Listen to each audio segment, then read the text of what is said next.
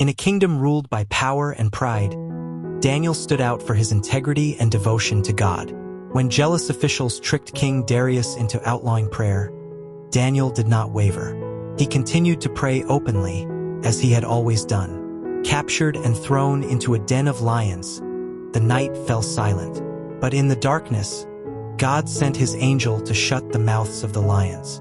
At dawn, the king rushed to the den and found Daniel untouched.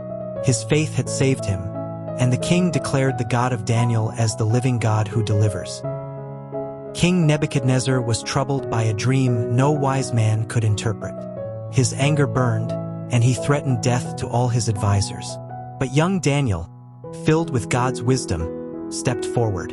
In a quiet moment of prayer, God revealed the dream and its meaning.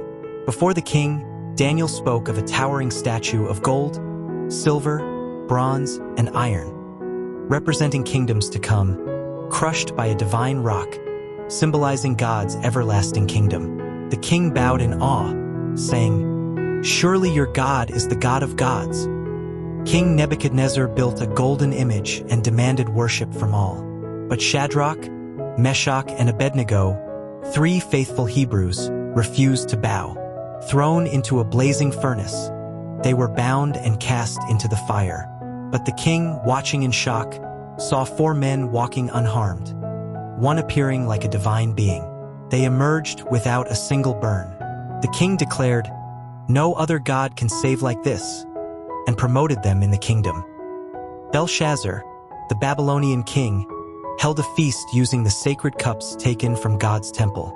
As the wine flowed, a ghostly hand appeared, writing on the wall, "Mean, Tekel Parson." Terror filled the hall.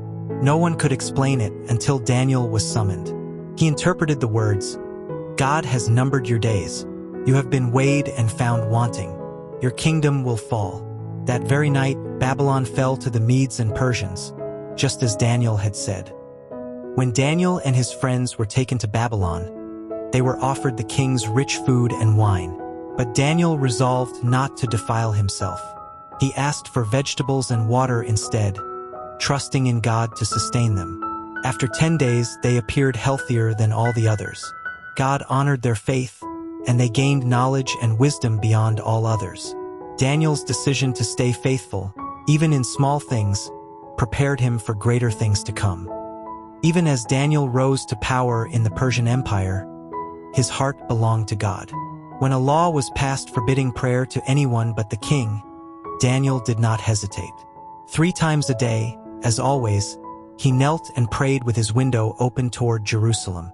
Spies watched and reported him, and Daniel was sentenced to the lion's den. But in that moment, he chose faith over fear. His quiet prayers echoed louder than any decree, and heaven listened.